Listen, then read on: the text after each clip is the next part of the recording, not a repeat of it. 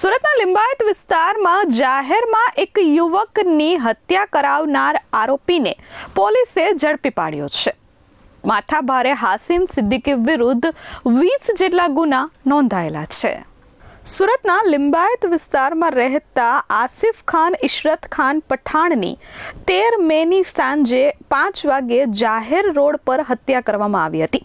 મિત્રો સાથે આસિફ લિંબાયત પોલીસ સ્ટેશનથી માત્ર 500 મીટરના અંતરે આવેલા મારુતિનગર સર્કલથી હિન્દ ટી સેન્ટર ખાતે ચા પીતો હતો. ત્યારે કલીમુદ્દીન શાહબુદ્દીન શેખ, શહેજાદ સિદ્દીકી, મોહમ્મદ દિલસાદ, રઈશ અહેમદ સલમાનીએ ચપ્પુના ઘા ઝીકી રોડ પર જ કરપીણ હત્યા કરી હતી.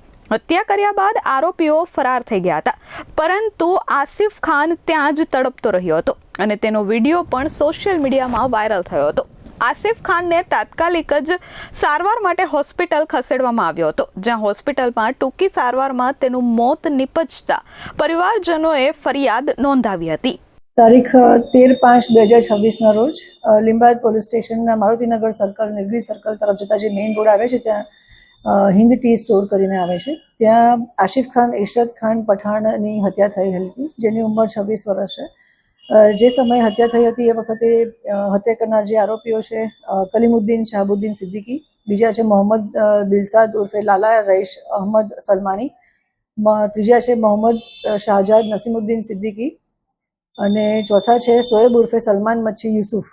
લિંબાયત પોલીસે હત્યાની ઘટના મામલે ફરિયાદ નોંધી તાત્કાલિક જ કલીમુદ્દીન, મોહમ્મદ દિલસાદ અને મોહમ્મદ શહેજાદને ઝડપી લીધા હતા. નાણાકીય લેતી દેતીના જૂના ઝઘડામાં આસિફ પઠાણની હત્યા કરવામાં આવી હોવાનું આરોપીઓએ કબૂલ્યું હતું.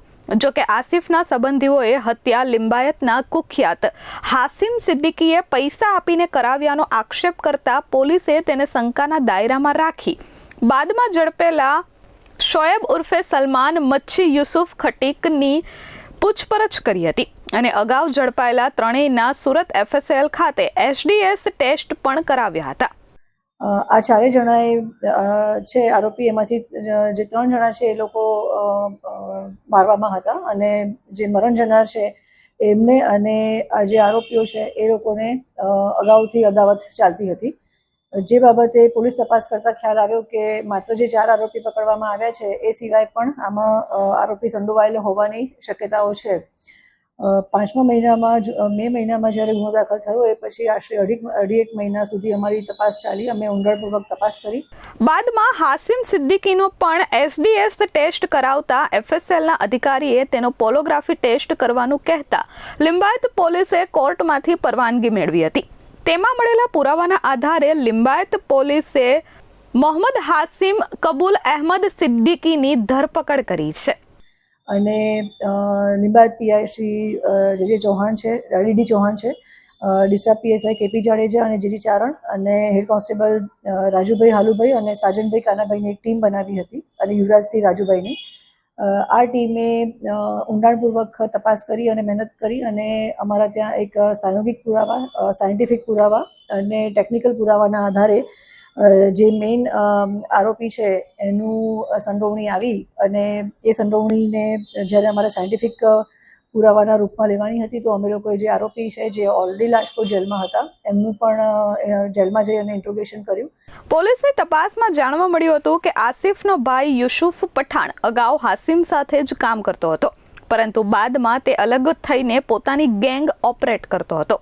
ચકચારિત કમલેશ તિવારી હત્યા કેસમાં હાલ જેલમાં બંધ યુસુફની ગેરહાજરીમાં આસિફે તેની ગેંગની કમાન સંભાળી હતી અને તેનું વર્ચસ્વ વધતા હાસિમ સિદ્દીકીએ તેની હત્યા કરાવી હતી. તે માટે તેણે અગાઉ તેને ત્યાં ડ્રાઈવર તરીકે કામ કરતા શહેજાદને વાત કરતા તેણે આસિફ સાથે જેનો ઝઘડો ચાલતો હતો તેના લીધે ઉત્તર પ્રદેશ ચાલ્યો ગયો હતો. તે કલીમુદ્દીનને બોલાવી અન્ય સાથે મળી તેની હત્યા કરાવી હતી. આ માટે હાસિમે તમામના પરિવારની આજીવન જવાબદારી લેવાની વાત કરી હત્યા કરવા કહ્યું હતું. એમના પણ નિવેદનમાં આવ્યું કે કઈ રીતે જે મેઇન આરોપી છે એ આરોપીની પોતે કોન્સ્પિરસી રચી હતી અને કાવતરું ઘડ્યું હતું. જે આરોપી છે મોહમ્મદ હાસિમ કબૂલ અહેમદ સિદ્દીકી, જે લિંબાયતમાં રહે છે, મૂળ યુપીનો છે અને એમનો SDS ટેસ્ટ પણ કરાયેલો હતો. આરોપીઓને પણ SDS ટેસ્ટ કરાવ્યો હતો અને પોલિગ્રાફિક ટેસ્ટના આધારે સાયન્ટિફિક પુરાવાના આધારે અમને એક લાઈન મળી હતી અને બીજા સામૂહિક પુરાવા અને ટેકનિકલ અને સાયન્ટિફિક પુરાવાથી અમે લોકોએ આજે જે મેઇન આરોપી જેણે કાવતરું ઘડ્યું છે એ મોહમ્મદ આસિફ કબૂલ અહેમદ સિદ્દીકીને અટક કર્યો છે. એના વિરુદ્ધમાં અગાઉ પણ 20 જેવા ગુનાઓ દાખલ થયેલા છે, જેમાં 307 છે, 325 છે, 324, 323 આર્મ્સ એક્ટના પણ ગુનાઓ છે. એવા અલગ અલગ 20 પ્રકારના ગુનાઓ એના વિરુદ્ધમાં નોંધાયેલા છે. વર્ષ 2009થી ગુનાખોરીમાં સામેલ હાસિમ વિરુદ્ધ 20 જેટલા ગુના નોંધાયેલા છે અને વર્ષ 2024માં પોલીસે તેનો વરઘોડો કાઢતા તે ઠંડો પડ્યો હતો અને સમાજમાં દયાવાન બનીને ફરતો હતો. જોકે લિંબાયત પોલીસે હાલ હત્યાના ગુનામાં તેની ધરપકડ કરી કાયદેસરની કાર્યવાહી હાથ ધરી છે. Bureau report S24 news, Surat.